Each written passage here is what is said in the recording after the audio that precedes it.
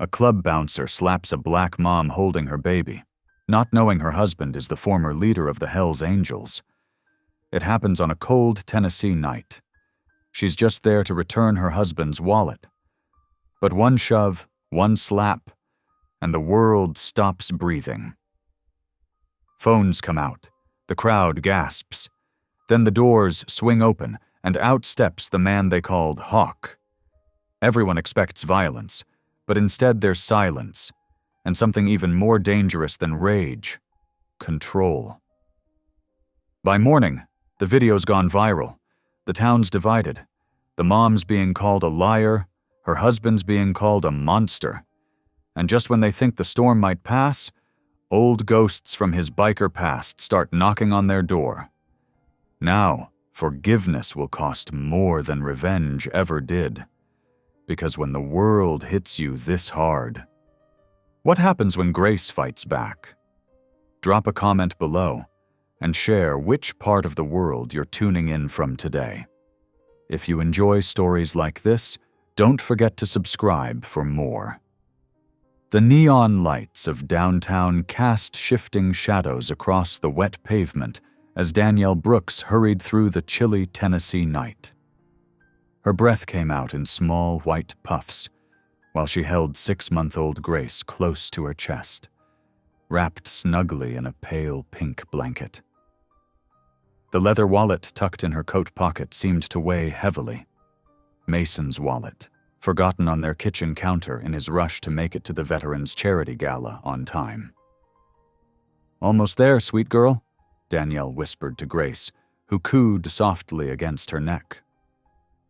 The exclusive Hollow Creek Country Club loomed ahead, its pristine white columns illuminated by carefully positioned spotlights.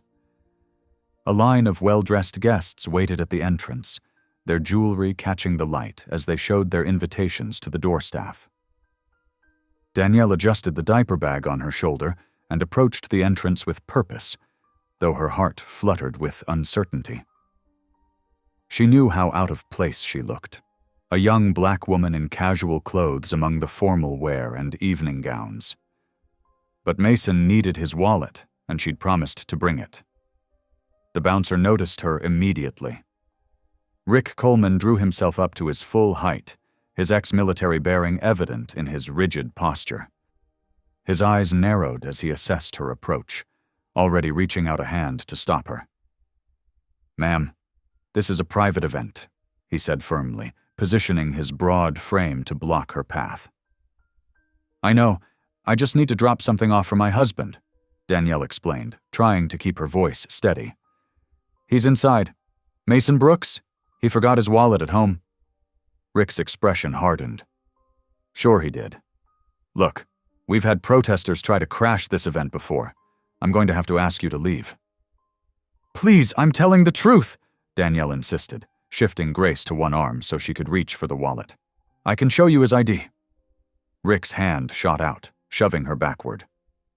Danielle stumbled, losing her grip on the diaper bag.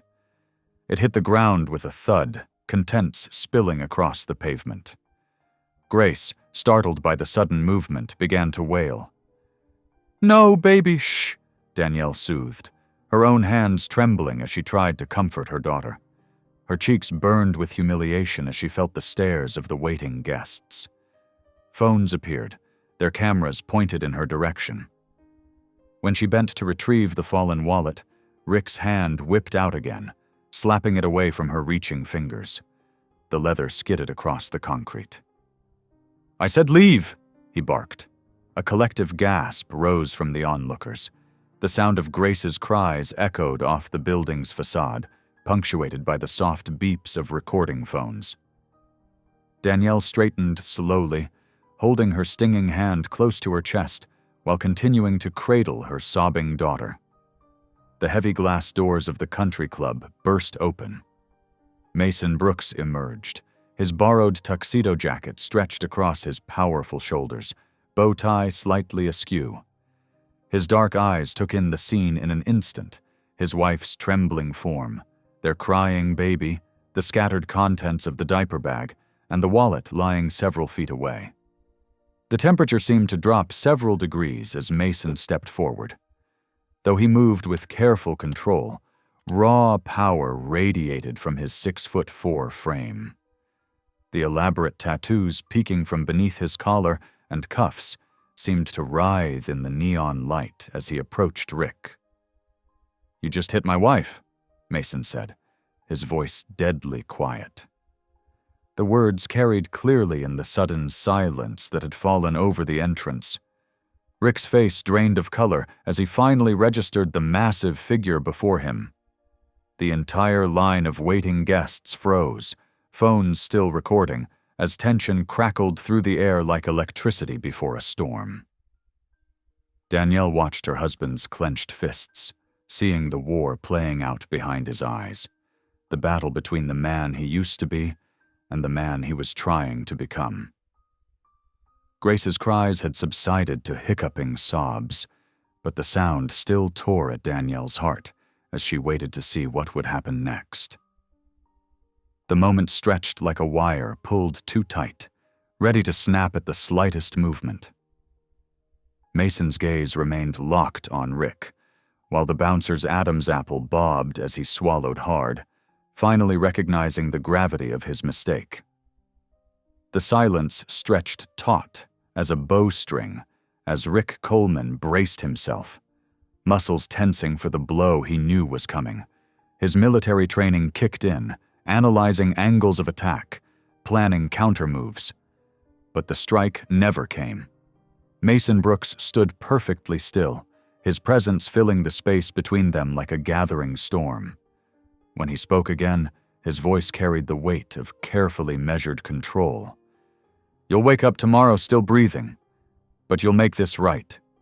Those words, delivered with such deadly calm, sent a chill through the watching crowd that violence never could. Rick's face went another shade paler, recognizing the promise beneath the mercy. Behind them, whispers rippled through the gathering like wind through dry leaves. "That's Hawk Brooks," someone murmured. "Used to lead the Hells Angels chapter here before he found God. I heard he turned his whole life around. Goes to First Baptist now. Has a construction business." The rumors spread as Mason turned away from Rick, his entire demeanor softening as he reached Danielle and Grace. With gentle hands that belied his intimidating presence, he examined his wife's reddened palm, his jaw tightening at the marks Rick's slap had left. "Let's get you both home," he said softly, gathering the scattered contents of the diaper bag. His movements were deliberate, measured, as though each action was a conscious choice against the anger simmering beneath the surface. Grace had settled to whimpers, her little face pressed against her mother's neck. Mason wrapped one protective arm around Danielle's shoulders, guiding her toward their car. He didn't look back at Rick, or acknowledge the phone still recording their every move. In the car, the facade Danielle had maintained finally cracked. Silent tears tracked down her cheeks as Mason carefully buckled Grace into her car seat. The baby's eyes were heavy with exhaustion from her crying spell, tiny fingers curling around the strap of her safety harness. "They were all filming," Danielle whispered as Mason slid into the driver's seat. Her voice trembled. "It's going to be everywhere. People will see." She trailed off, unable to finish the thought. Mason reached across the console to take her hand, his thumb ghosting over the spot where Rick had struck her. "We forgive him," he said, the words carrying the weight of hard-won wisdom. "We don't fight darkness with more darkness." Danielle looked at him through tear-blurred eyes, seeing past the tattoos and imposing frame to the transformed heart beneath. She squeezed his hand, drawing strength from his steadfast faith. The drive home was quiet, broken only by Grace's occasional soft sounds as she drifted toward sleep. Streetlights painted alternating patterns of light and shadow across their faces as Mason navigated the familiar roads of their small town. Each intersection they passed seemed to carry them further from the ugly scene at the country club, but both knew the ripples of that moment were only beginning to spread. Their modest home welcomed them with warm yellow light spilling from the porch lamp. Mason carried the sleeping Grace, while Danielle unlocked the door, their movements synchronized by years of shared routine. They worked together to change the baby and settle her in her crib, neither speaking until she was safely tucked in.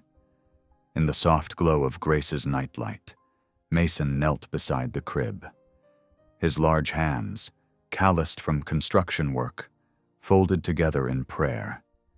Danielle joined him, their shoulders touching as he began to speak. "Lord, we ask for your strength tonight," he prayed, his deep voice barely above a whisper. "Protect our family from hatred and fear. Help us show your love, even to those who wrong us. Give us wisdom to walk the path you've set before us." Danielle's quiet "Amen" joined his, as Grace sighed in her sleep, one tiny hand curled against her cheek. They stayed there a moment longer, watching their daughter's peaceful breathing, unaware that their world was about to change. In homes and offices across the country, the videos from the country club were already spreading like wildfire across social media. Hashtags were forming, comment sections filling with heated debates. Some questioned Danielle's story, claiming she must have provoked the incident. Others praised her dignity in the face of discrimination, sharing their own similar experiences. Their peaceful home had become the eye of a gathering storm, while they slept, unknowing. The morning would bring a deluge of opinions, accusations, and judgment from strangers who hadn't been there, who couldn't see the complex humanity of the moment they had captured on their phones. But for now, in the quiet of Grace's nursery, there was only a family bound by love and faith, choosing forgiveness over vengeance, light over darkness. Mason's arm wrapped around Danielle's shoulders as they stood to leave the room, their shadows merging into one on the nursery wall behind them. Throughout the house, peace settled like a blanket.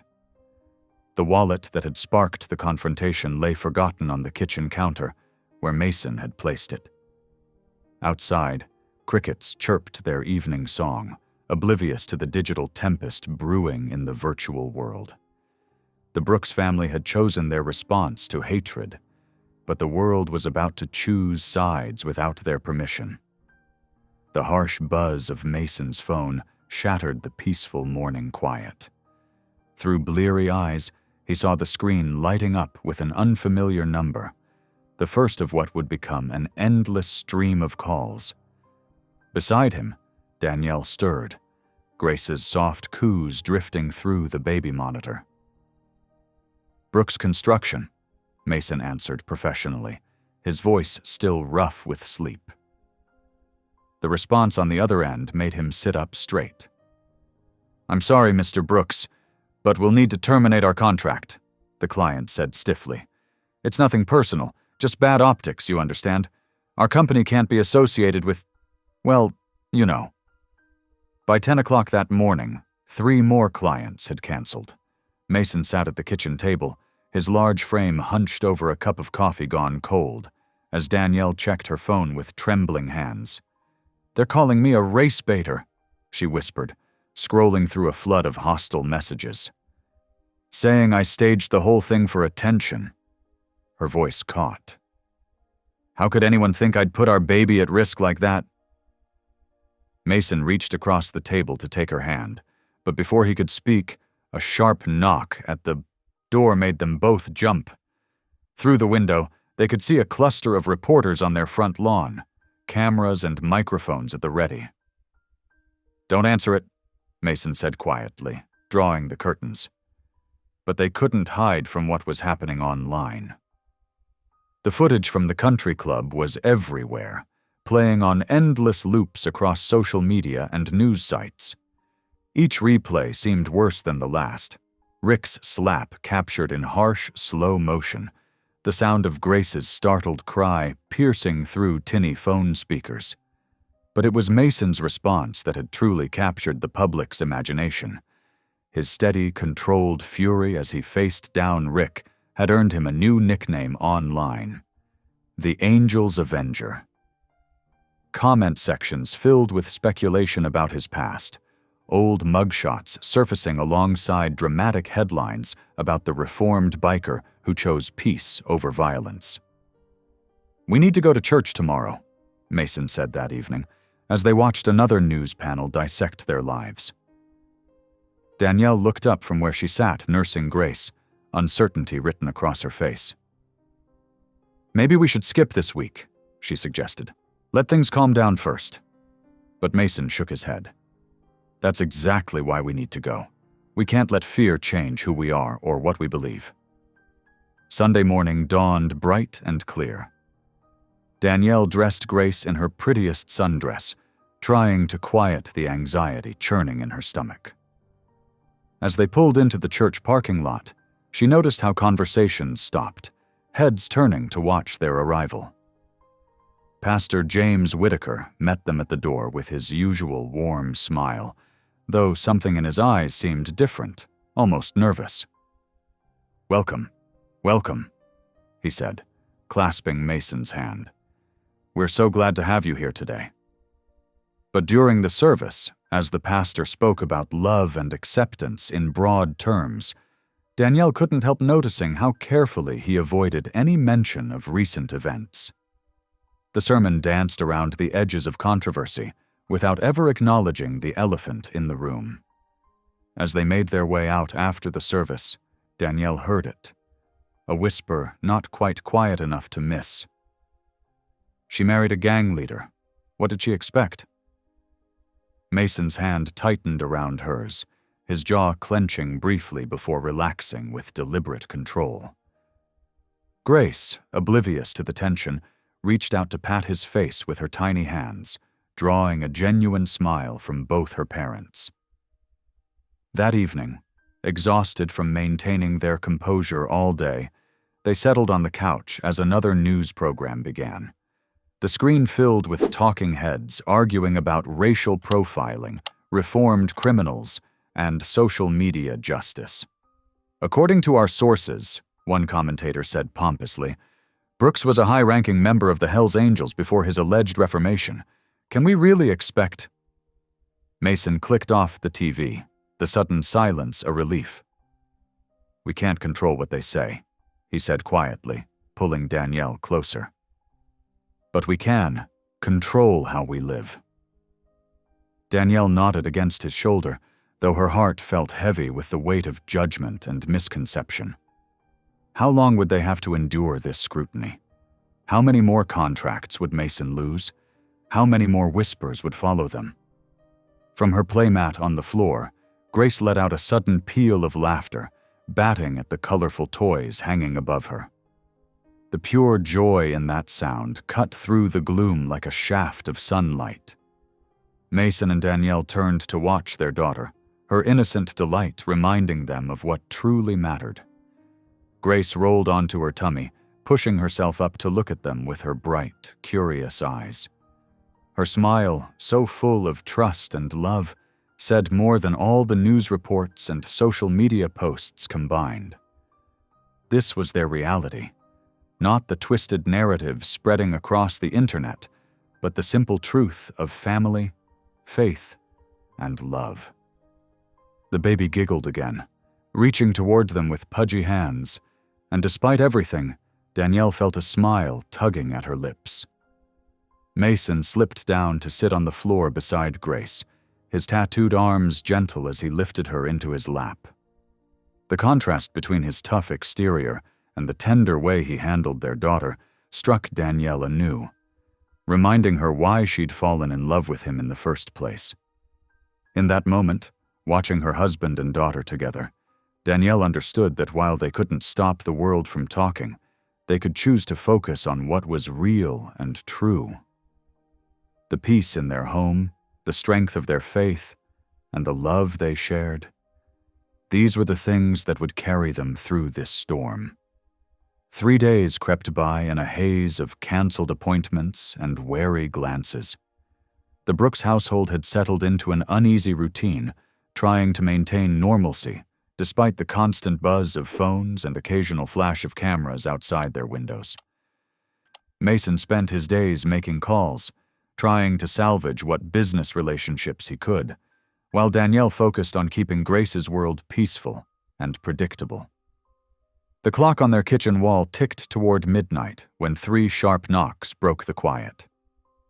Danielle, who had been warming a bottle for Grace's midnight feeding, froze. Mason was in the nursery, having just gotten their daughter back to sleep after a fussy evening. The knocks came again, more insistent this time. Heart pounding, Danielle moved to the front window, carefully pulling back the curtain just enough to peek out. 3 large men in leather jackets stood on their porch, their motorcycles parked at the curb. The street lamp caught the gleam of chrome and the distinctive patch on their backs. The Iron Vultures, Mason's old crew. "I know you're home, Hawk," one of them called out, his voice carrying easily through the door. "Come on out, brother." Danielle's hands trembled as she heard Mason's heavy footsteps coming down the hallway. He touched her shoulder gently as he passed, his expression grim but controlled. "Stay back," he whispered, then opened the door just enough to step through it, pulling it closed behind him. Danielle pressed her ear to the door, listening as the men greeted Mason with rough familiarity. "Well, if it ain't the Angel's Avenger himself," one of them said, chuckling. "Looking mighty domesticated these days, Hawk." "Victor," Mason's voice was low, level. "What brings you here?" "What? We can't check on an old brother?" The voice, Victor's, held a mocking edge. "Especially when he's having trouble with some local muscle who doesn't know his place." "We saw the video," another voice chimed in. "That bouncer needs to learn some respect." "Yeah," the third added. "We're here to help take care of your problem, brother. Like old times." Through a gap in the curtains, Danielle could see Mason shift his stance, his broad shoulders blocking their view of the door and windows. She recognized the protective gesture for what it was, keeping their family out of sight, out of mind. "I appreciate the thought," Mason said carefully, "but I don't need that kind of help anymore. That's not who I am now." A harsh laugh cut through the night air. "Once a brother, always one," Victor said. "You can play house all you want, Hawk, but you can't change what's in your blood. The life doesn't just let you walk away." "I already did," Mason replied. 7 years ago, nothing's changed about that." "Everything's changed," Victor's voice hardened. "You're letting people disrespect you, disrespect your family. The old Hawk would have torn that bouncer apart." "The old Hawk is dead." "Is he?" Victor stepped closer. "Because I remember a man who wouldn't let anyone cross him, a man who commanded respect. Now look at you, hiding behind prayers while the whole world laughs." Danielle held her breath, remembering the stories she'd heard about Mason's past, about the violence that had once come so easily to him, the fury that had earned him his nickname. She could almost feel the tension radiating through the door. "My family is off limits, Victor." Mason's voice had dropped to a dangerous quiet. "We clear on that?" "Crystal," Victor replied, but his tone suggested otherwise. "Just remember, walking away from the old life doesn't mean it forgets you. When you're done playing saint, you know where to find us." The wooden boards of the porch creaked as the men moved away. Danielle heard the rumble of motorcycles starting up, the sound fading into the distance. A moment later, the door opened, and Mason stepped back inside, his face tight with controlled emotion. Danielle rushed to him, wrapping her arms around his waist. She could feel the tension in his muscles, the way he was fighting to stay calm. "They're gone," he murmured, holding her close. "It's okay." But Danielle trembled against him, the encounter bringing back all her fears about his past. She'd known who he was when they married, had believed in his transformation with all her heart. But seeing those men on their porch, hearing their casual references to violence, it made everything so real again. "Hey," Mason tilted her chin up, making her meet his eyes. "That life's dead to me. We'll live clean no matter what. I promise you that."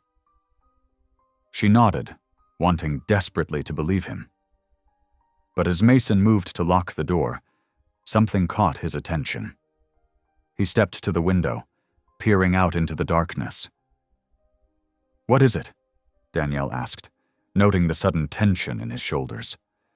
Across the street, a car sat idling in the shadows, its headlights dim but visible. As they watched, it pulled away slowly, disappearing around the corner. "Someone's watching the house," Mason said quietly. The words hung in the air between them, heavy with implication. Were they being watched by reporters, the Iron Vultures, or someone else entirely? Danielle hugged herself, suddenly cold despite the warm night air. Their home had always been their sanctuary, the place where they could shut out the world's judgment and just be themselves. Now it felt exposed, vulnerable. Mason drew the curtains firmly closed, then wrapped an arm around her shoulders. "Come on," he said gently.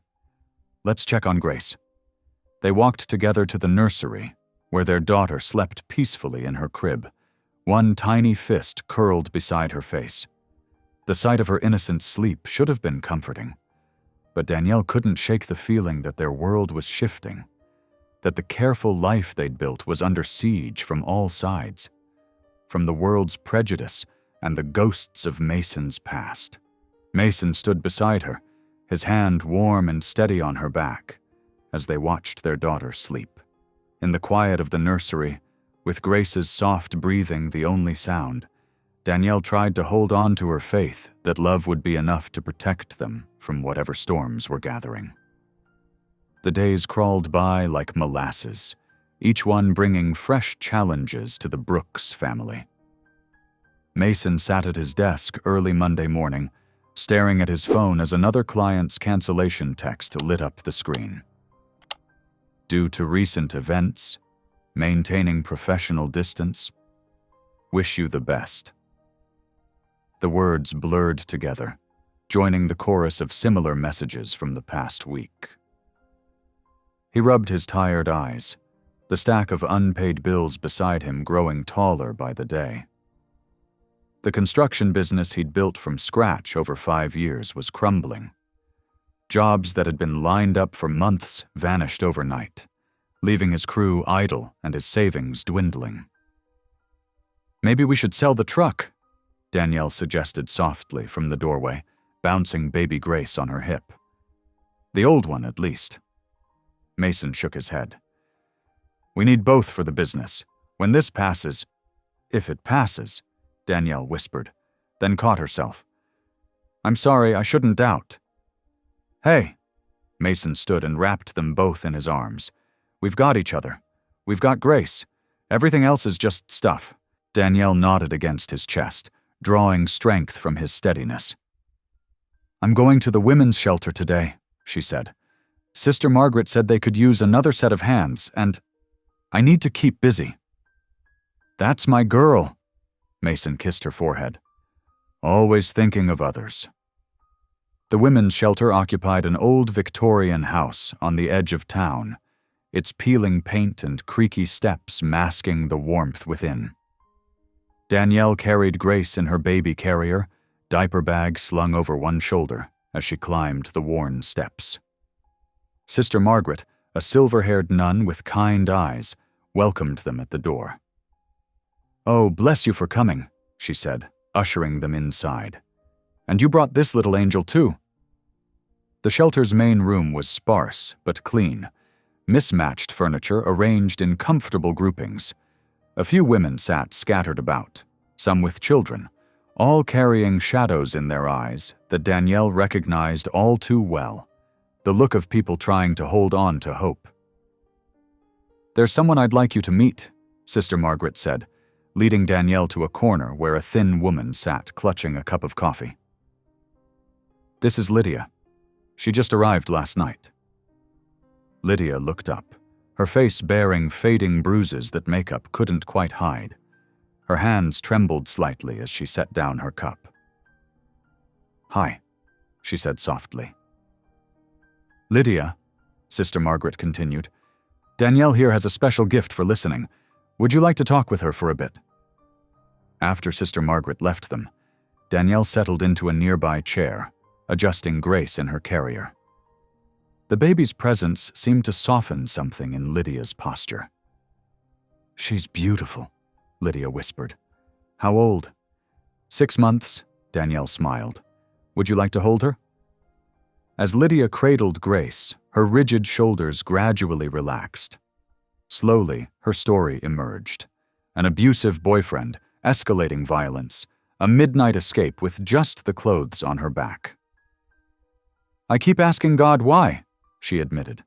"Why me? Why doesn't he help?" "He does help," Danielle said gently. "Sometimes through other people, sometimes through giving us strength we didn't know we had. Would you like to pray together?" Lydia nodded, and they bowed their heads, Grace cooing softly between them. Danielle's words flowed naturally, asking for protection, for healing, for hope. When she finished, Lydia's eyes were wet with tears. "Thank you," she whispered. "I haven't felt this peaceful in... I can't remember how long." Across town, Rick Coleman sat in his darkened apartment, empty bottles scattered around his feet. The television droned in the background, but he barely heard it. All he could see was that moment replaying in his mind, his hand striking Danielle's, the look of fear in her eyes, the baby's startled cry. His phone lay silent on the coffee table. No calls from the club since they'd fired him 4 days ago. "Bad publicity," the manager had said, not meeting his eyes. "You understand." He did understand. He'd watched the video, countless times, seen himself through others' eyes. The tight-faced bouncer, the young mother, the horrible moment of impact. Comment sections called him every name in the book, and he deserved them all. The whiskey bottle was empty again. Rick grabbed his jacket, heading out to the store for more, but his feet carried him to the grocery store instead. He stood outside, pride warring with hunger. Finally, he sat on the curb, an empty cup beside him, shame burning in his gut. People passed by, some averting their eyes, others shooting disgusted looks. Rick kept his head down, wondering how his life had unraveled so completely in just 1 week. The smell of fresh bread made him look up. A paper bag sat near his feet, a sandwich, an apple, a bottle of water. He looked around but saw no one nearby. The simple act of kindness pierced through his alcoholic haze, bringing fresh tears to his eyes. That evening, Mason and Danielle sat in their living room, emergency candles casting long shadows on the walls. The power company's final notice lay on the coffee table between them. Grace slept peacefully in her bassinet, unaware of her parents' worries. "We'll figure something out," Mason said, squeezing Danielle's hand. "God hasn't brought us this far to leave us now." They bowed their heads together, their prayers mixing with the crickets' song outside. As they finished, a soft scraping sound came from the front door. Mason rose cautiously, opening the door to find an envelope on the welcome mat. Inside was $500 in cash and a note. "From a neighbor who cares. Pay it forward when you can." Danielle pressed her hand to her mouth, tears spilling down her cheeks. "See?" Mason whispered, pulling her close. "Grace begets grace." They stood in the doorway, holding each other, watching the fireflies dance in their yard. The money wouldn't solve everything, but it was enough. Enough to keep the lights on, enough to remind them they weren't alone, enough to strengthen their faith in the quiet power of kindness. Grace stirred in her sleep, making those tiny baby sounds that never failed to melt their hearts. In the candlelight, they could just make out her peaceful face, a reminder of all that truly mattered. "Tomorrow will be better," Danielle whispered, and for the first time in days, she fully believed it. The late afternoon sun cast long shadows across the church's weathered shingles as Mason worked methodically on the roof repairs. His muscles ached from a long day of labor, but the steady rhythm of hammering helped quiet his troubled mind. The local Methodist congregation couldn't afford much, but Mason had offered to do the work at cost. These days, any job was better than no job. Movement caught his eye from across the street. A familiar figure in a leather jacket leaned against a black Harley, watching. Mason recognized Tommy Snake Eyes. Wilson, one of his old Iron Vulture's brothers. Their eyes met briefly before Tommy gave a slow nod and roared away on his bike. Mason's hammer paused mid-swing. This was the third time this week he'd spotted one of his old crew. Yesterday, a dark sedan had followed him between job sites, keeping just far enough back to avoid suspicion. But Mason knew their tactics. He'd taught them himself, after all. The sun was setting by the time he finished the roof. As he packed up his tools, his phone buzzed with a text from Victor. "Miss you, brother. Big things coming. Time to come home." Mason deleted the message without responding, but his hands trembled slightly as he loaded his truck. The drive home felt longer than usual, his mind racing with possibilities. What were the Vultures planning? And why were they so determined to pull him back in? At home, he found Danielle in the kitchen, humming softly as she fed Grace her evening bottle. The sight of them, his wife's gentle smile, his daughter's tiny hands reaching up, strengthened his resolve.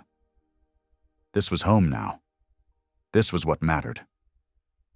"Danny," he said quietly, after Grace was settled in her playpen, "we need to talk." They sat at the kitchen table, where Mason told her everything. The surveillance, Tommy's appearance, Victor's messages. Danielle's face grew increasingly pale as he spoke. "They're planning something big," he concluded, "and they want me to lead it." "Mason, you have to go to the police," Danielle pleaded, reaching for his hand. "These people are dangerous. They know where we live." Mason shook his head. "You can't arrest temptation, sweetheart. The police can't do anything unless the Vultures actually break the law. And by then..." He left the sentence unfinished. "Then what do we do?" Danielle's voice quivered. "We pray," Mason said firmly. "We stay strong, and we trust God to show us the way through." Across town, Rick Coleman sat in his sister Sarah's living room, staring at the local news website on his laptop. The headline screamed, "Former Hells Angels leader at center of racial incident." "I can't believe I didn't recognize him," Rick muttered, scrolling through the article. "Mason Hawk Brooks. He was legendary in the biker world, and I..." His voice cracked.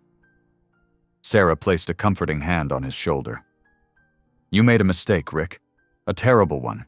But beating yourself up won't fix it." "I want to apologize," he admitted. "But how can I? After what I did, he'll probably kill me." "From what I've read, he's changed," Sarah said softly. "Maybe more than you realize." Rick closed the laptop, but the guilt remained heavy in his chest. The man he'd disrespected wasn't just any husband defending his wife. He was someone who'd walked away from a life of violence, chosen a better path. And Rick had given him every reason to return to his old ways. Later that night, Danielle sat at her desk, Grace sleeping peacefully in her crib nearby. Her journal lay open before her, pages filled with prayers and fears and hopes. "Dear God," she wrote, "this town is hurting. We're all hurting. Rick Coleman is drowning in shame. Mason's old life won't let him go, and I'm scared. For my husband, for my baby, for our future. But I know you're bigger than all of this. Please help us find a way to heal. Please let forgiveness win." Her phone rang, startling her. It was Sister Margaret from the shelter. "Danielle?" The nun's voice was urgent. "It's Lydia. She took pills. The ambulance is here, but she's asking for you." Danielle's heart raced. "I'm on my way." She quickly packed Grace's diaper bag, bundled the sleeping baby into her car seat, and grabbed her keys. As she drove through the darkened streets, she prayed continuously, her knuckles white on the steering wheel. This wasn't a storm she'd chosen, but faith had led her here. To this moment, this crisis, this chance to show God's love in action. The shelter's lights grew bright ahead of her as she pulled into the parking lot, where an ambulance's red and white lights painted everything in urgent colors. Grace stirred in her car seat, making soft noises. "It's okay, baby," Danielle whispered, though her own heart was pounding. "Mommy's here to help someone who's hurting, just like Jesus would do." She took a deep breath, gathered her courage and her baby, and stepped out into the night. Behind her, a dark car that had followed at a distance pulled over and waited, its occupants watching silently as she hurried inside. Danielle rushed through the shelter's double doors, Grace nestled against her chest. The fluorescent lights cast harsh shadows across the worried faces of staff and residents gathered in the hallway. Sister Margaret hurried forward, her usually calm features tight with concern. "She's in her room," the nun said, leading the way. "The paramedics stabilized her, but she's refusing to go to the hospital. She keeps asking for you." They found Lydia curled up on her bed, looking small and fragile. Empty pill bottles littered the floor. Her eyes were red-rimmed, tears streaming down her face. When she saw Danielle, she broke down completely. "I'm sorry," Lydia sobbed. "I just couldn't take it anymore. The shame, the judgment, everyone looking at me like I'm nothing." Danielle settled into the chair beside the bed, adjusting Grace in her arms. "You're not nothing, Lydia. You're precious to God, and you're precious to us." Through the long hours until dawn, Danielle stayed. She listened as Lydia poured out her pain, the abuse she'd fled, the family who'd rejected her, the crushing weight of starting over. When Grace fussed, Danielle fed her and changed her, all while keeping one hand connected to Lydia's trembling fingers. "How do you do it?" Lydia asked as the sky began to lighten. "How do you stay strong when the world keeps pushing you down?" Danielle thought about the club incident, about the cruel messages and lost clients, about Mason's past haunting their present. "We're not meant to be strong alone," she said softly. "We lean on God, and we lean on each other." By the time Danielle pulled into her driveway, the sun was fully up. Her body ached with exhaustion, her eyes burning. Mason burst out the front door before she could even turn off the engine. "Where have you been?" His voice cracked with worry as he helped her from the car. "I've been calling for hours." "My phone died," Danielle explained, swaying slightly. "There was an emergency at the shelter. Lydia tried to—" She couldn't finish the sentence. Inside, after laying Grace in her crib, Mason and Danielle faced each other in the kitchen. The tension between them was gentle but undeniable. "Danny," Mason said, taking her hands, "I know you want to help everyone. It's one of the things I love most about you, but you can't pour from an empty cup." "I couldn't just leave her there," Danielle protested weakly. "And what about our daughter? What about you?" Mason's eyes were pained. "This work you're doing, it's beautiful, but it's breaking you down. I see it every day." Tears welled in Danielle's eyes. Someone has to show them there's hope. Someone has to prove that love is stronger than hate. Mason pulled her close, his voice rough with emotion. "I just don't want to lose you to this cause. I can't watch it drain the light from your eyes." Their tender argument was interrupted by a knock at the door. A well-dressed man stood on their porch, notebook in hand. He introduced himself as Jared Lyle, a journalist working on a feature about transformation and redemption. "Your story is extraordinary," Jared said smoothly, settling onto their couch. "A former Hell's Angel finding faith, building a legitimate business, married to a woman dedicated to helping others. It's powerful stuff." Something in his friendly manner set Mason on edge, but he answered the questions carefully. When Jared turned to Danielle, his smile grew sharper. "Tell me about the club incident," he pressed. "How did it feel to face such blatant discrimination?" And Mason's response, "Was there any part of you that wished he'd gotten violent?" "That's not who we are," Danielle said firmly. "We choose love over vengeance." But 2 days later, when the article appeared online, their words had been twisted into something ugly. The headline read, "Hell's Angels Redemption, a dangerous myth." The piece questioned whether someone with Mason's violent past could truly change, suggesting his calm response at the club was more threatening than physical violence would have been. The impact was immediate. Their phones buzzed with cancellations from the few remaining construction clients. The churches that had supported them grew distant, their calls unreturned.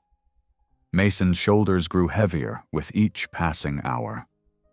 That evening, Danielle went to water her garden and found their fence defaced. The red spray paint screamed Hell's Angel scum across the white boards. She heard Mason's sharp intake of breath behind her, saw his hands clench into fists. For a moment, the old rage flickered in his eyes. Then he closed them, took deep breaths, and slowly uncurled his fingers.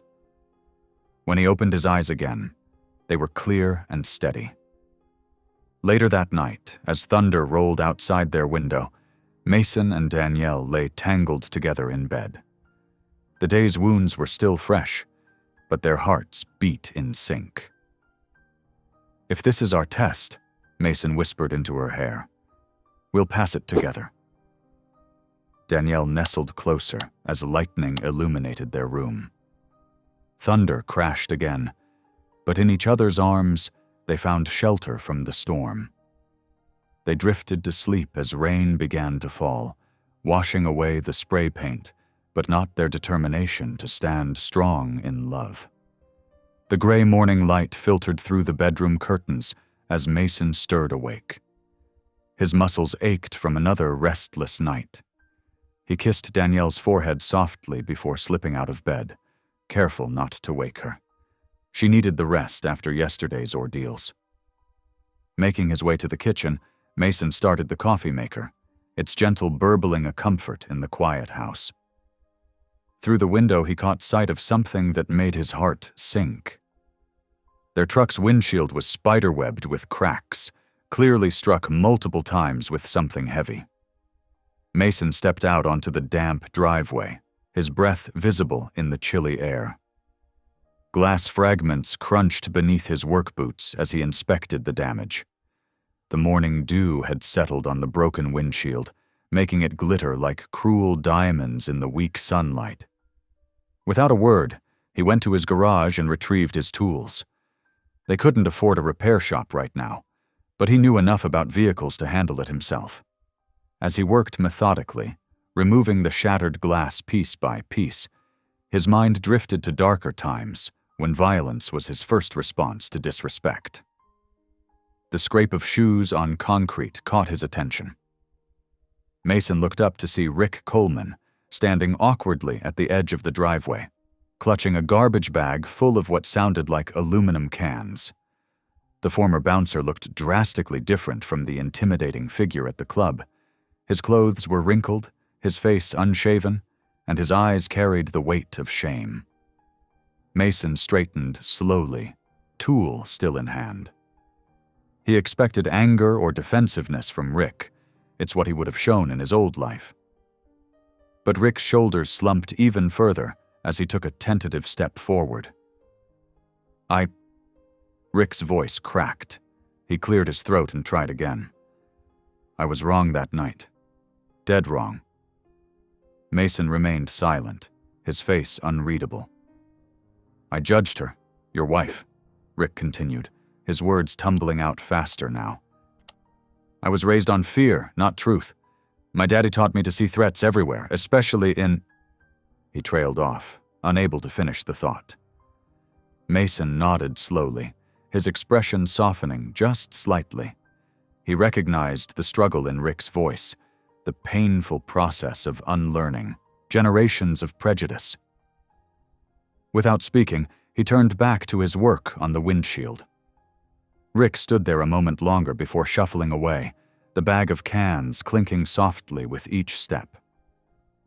Later that afternoon, dark clouds gathered as Danielle walked to her shift at the women's shelter. The first fat raindrops were falling as she approached the building, and there, huddled against the wall, was Rick. He sat with his knees pulled up to his chest, shivering in the strengthening downpour. Danielle paused, her umbrella tilted against the rain. She thought of Mason's words about grace being strength. Taking a deep breath, she walked over and sat down beside Rick, shifting her umbrella to cover them both. Rick flinched at her nearness, then began to weep openly. His shoulders shook with sobs that seemed to come from deep within his soul. I thought you were a scammer, he choked out between breaths.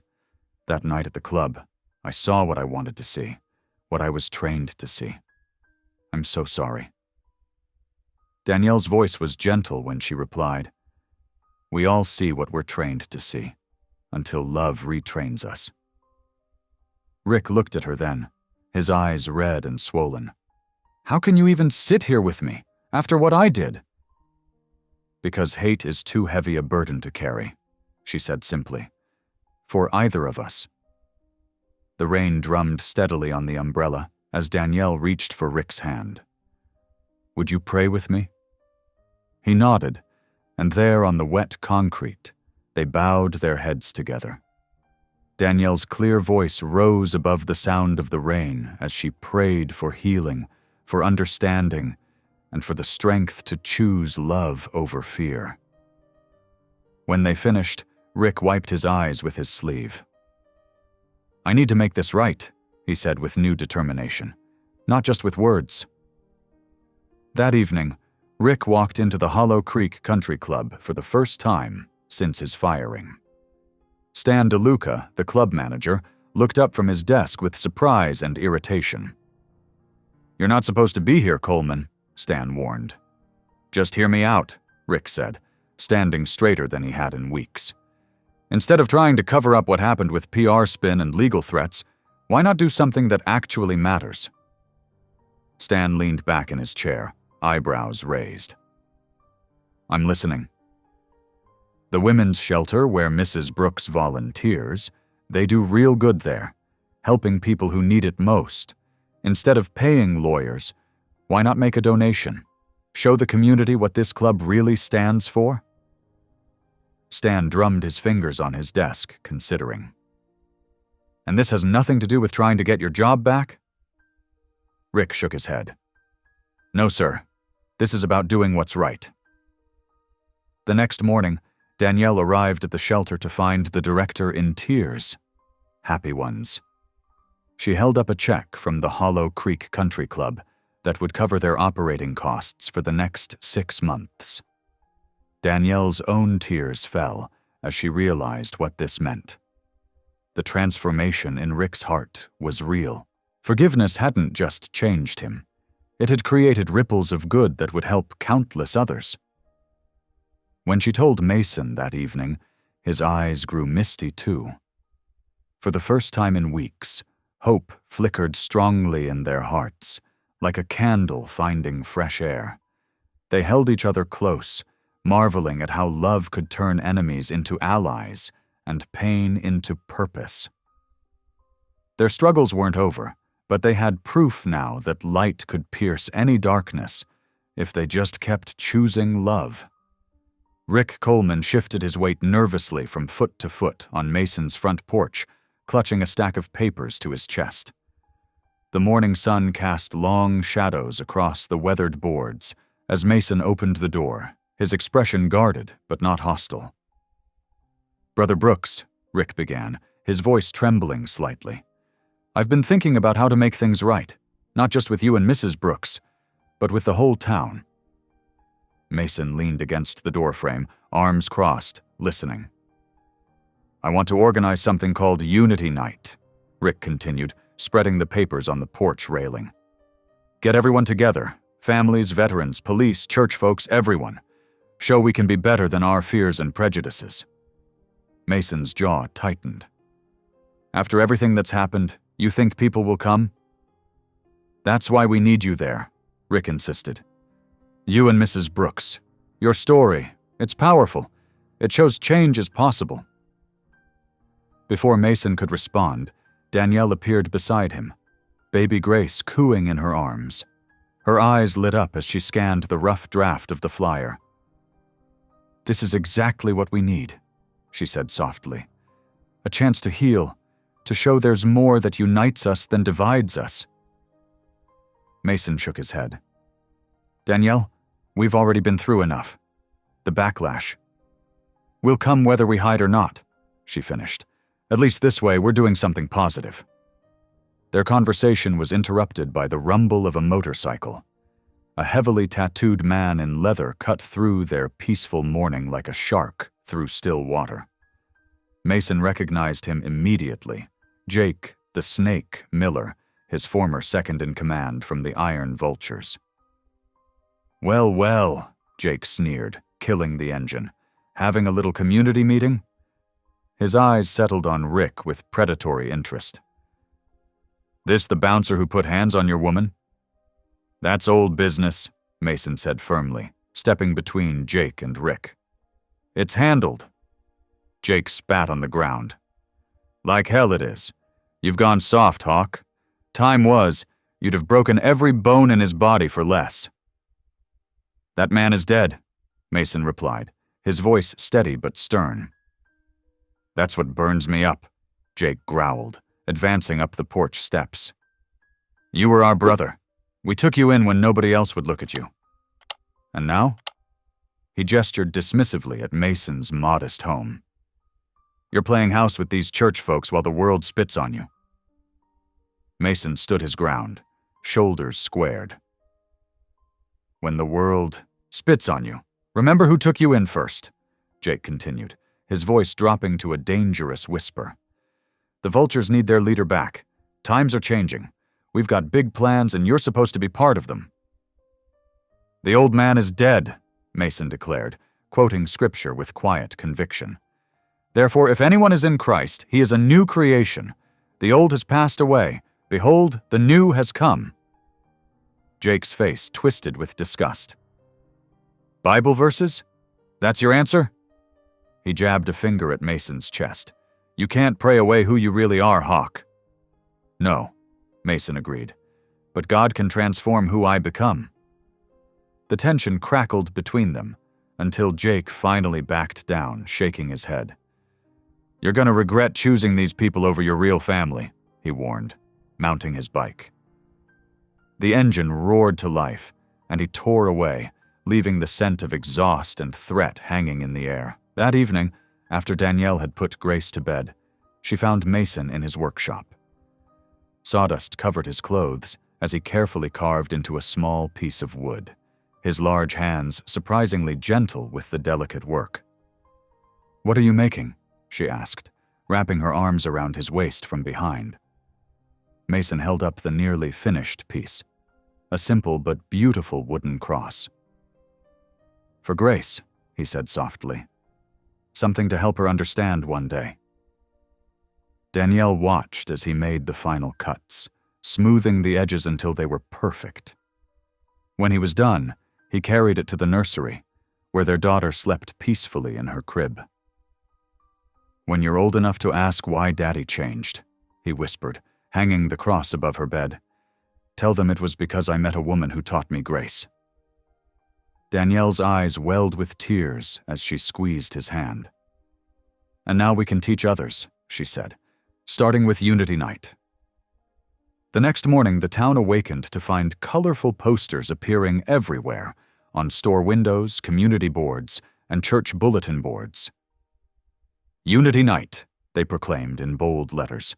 One town, one family, one future. The community's reaction was immediate and mixed. At the diner, elderly couples debated over coffee whether it was too soon. Outside the high school, teachers discussed using it as a teaching moment. At the police station, officers wondered if they should attend in uniform or civilian clothes. Some, like Sarah Chen at the flower shop, immediately offered to donate arrangements for the event. Others, like Bill Harper at the hardware store, grumbled that it was just stirring up trouble. But the conversations had begun. People who hadn't spoken since the incident were suddenly discussing possibilities. The local paper ran a front-page story about Rick's transformation from antagonist to organizer. Ministers from different denominations started planning an interfaith prayer to open the evening. Mason watched it all unfold with a mixture of hope and apprehension.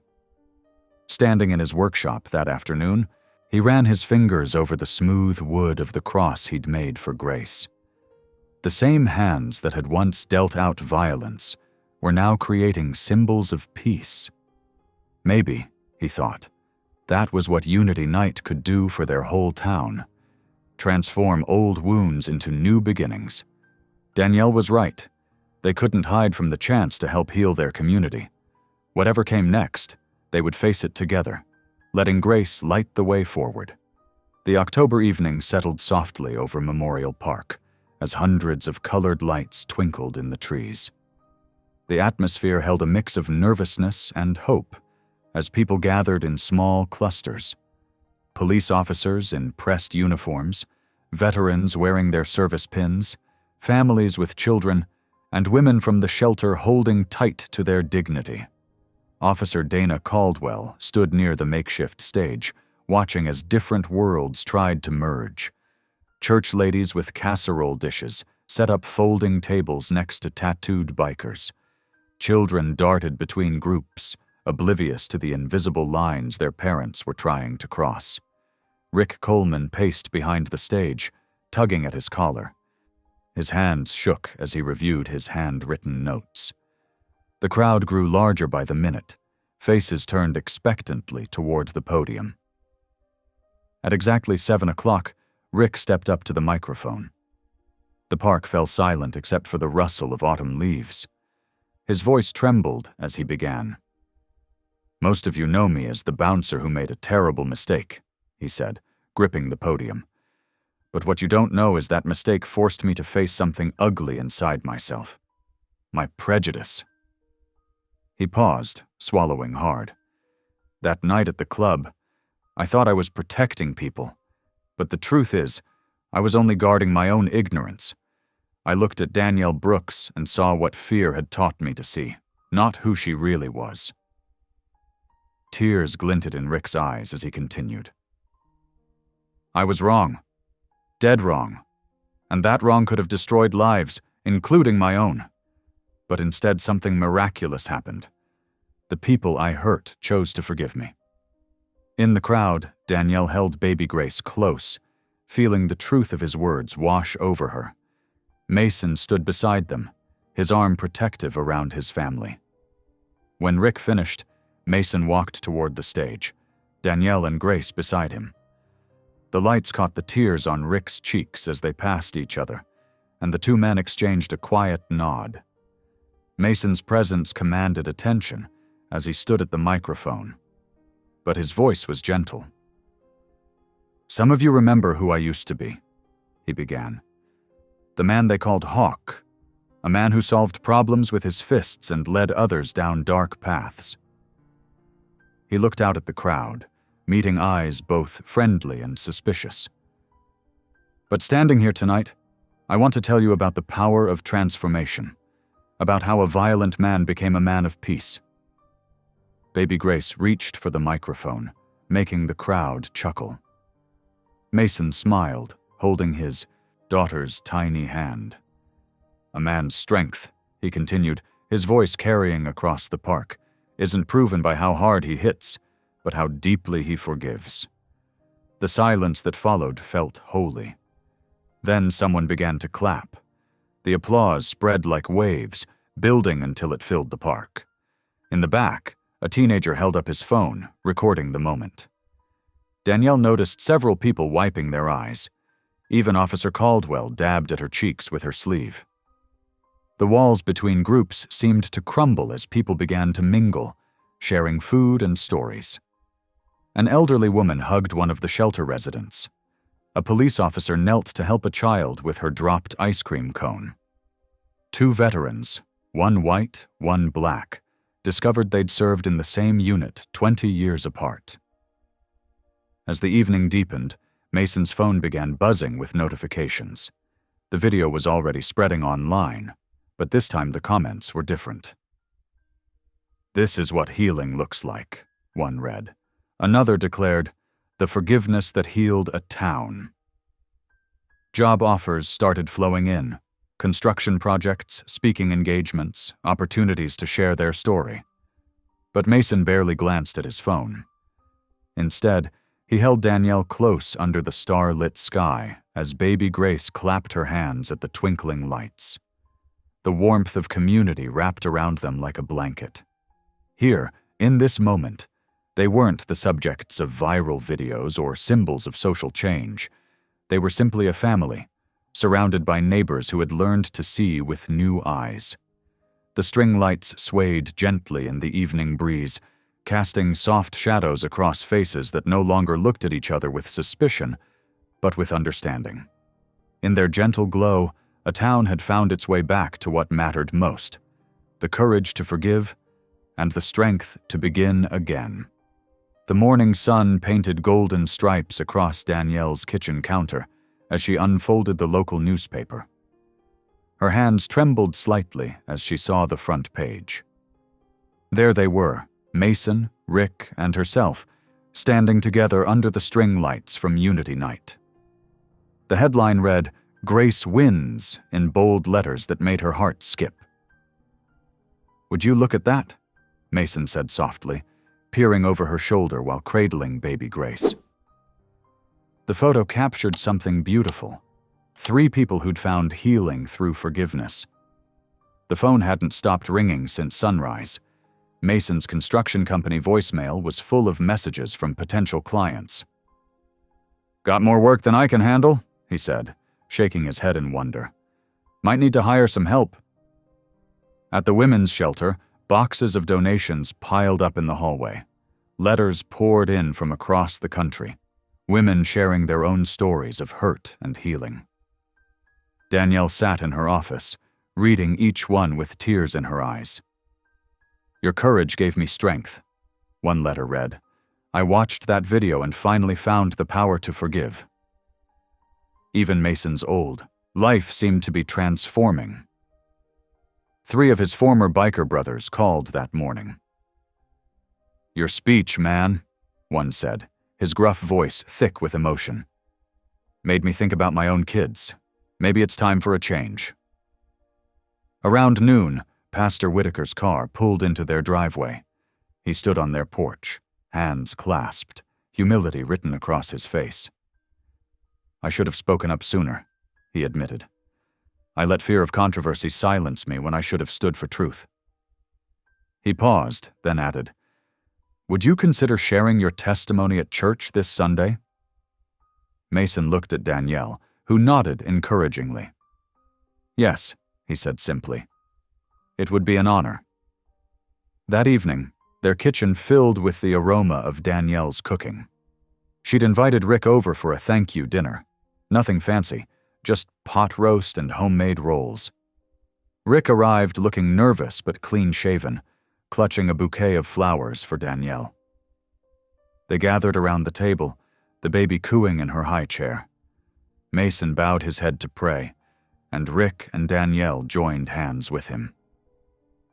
"Lord," Mason prayed, "thank you for turning our storm into a blessing.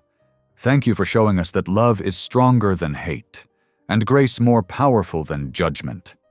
As they shared the meal, rain began pattering against the windows, soft and steady, like nature's own blessing.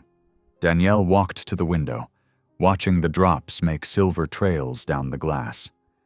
"Sometimes storms wash the heart clean," she whispered, feeling the truth of those words deep in her soul. The gentle rain seemed to wash away the last traces of bitterness, leaving only peace in its wake. 3 weeks after Unity Night, the morning air carried the sweet scent of magnolia blossoms. Danielle stood at her kitchen window, watching the sunrise paint their small Tennessee town in shades of amber and rose. So much had changed since that night at the Hollow Creek Country Club, yet the transformation ran deeper than anyone could have imagined. The women's shelter, once struggling to keep its doors open, now bustled with activity and hope. New volunteers appeared daily, inspired by Danielle's example of unconditional love. The building itself had been renovated thanks to community donations, with Mason's construction company leading the work at cost. "Ready for church?" Mason called from upstairs, his voice warm with contentment. Danielle smiled, hearing him talking softly to baby Grace as he dressed her. The sound of their daughter's giggles echoed through the house, pure joy wrapped in innocence. They stepped out into the Sunday morning sunshine, Mason carrying Grace while holding Danielle's hand. The 3-block walk to church had become their favorite weekly ritual. Neighbors waved from their porches, and passing cars honked friendly greetings. "Mrs. Thompson's roses are blooming early this year," Danielle observed, squeezing Mason's hand. "Spring comes earlier when hearts are warm," he replied, his voice gentle. Baby Grace reached out to touch a low-hanging branch, laughing as its leaves tickled her fingers. The church parking lot was already filling up when they arrived. Pastor Whitaker stood at the entrance, greeting everyone with genuine warmth. The congregation had grown since Unity Night, with faces of all colors now filling the pews each Sunday. During the service, Mason sat with his arm around Danielle, their baby contentedly playing with her wooden cross necklace, the one he'd carved for her that night of uncertainty. When the choir sang "Amazing Grace," tears glimmered in more than a few eyes. After the final prayer, Mason noticed Rick Coleman helping an elderly veteran struggle with his wheelchair at the church's worn wooden ramp. Without hesitation, Mason handed Grace to Danielle and walked over. "That ramp's seen better days," Mason observed, kneeling to examine the loose boards. The veteran, Mr. Johnson, nodded. "Been meaning to mention it to the maintenance committee." "No need for committees," Mason said, already pulling out his phone. "Rick, you free this afternoon?" Rick's face lit up. "Got my tools in the truck." Word spread quickly, and within an hour, a small crew had gathered. Mason directed the work with quiet authority, showing the same patience with inexperienced volunteers that he used with his professional crew. Rick worked alongside him, their past conflict transformed into mutual respect. The afternoon sun beat down as they replaced rotting boards and reinforced the structure. Danielle brought water and sandwiches, baby Grace watching from her playpen set up in the shade. Church members stopped by throughout the day, some bringing tools, others simply offering encouragement. "This is what community looks like," Pastor Whitaker remarked, watching the diverse group work together. By late afternoon, the ramp was better than new. Mr. Johnson rolled up and down it with tears in his eyes. "Smooth as silk," he declared, his voice thick with emotion. As the sun began its descent, Mason and Danielle walked home, tired but content. Their porch beckoned like a sanctuary, its wooden swing moving gently in the evening breeze. Mason took the baby inside and returned with 2 glasses of sweet tea.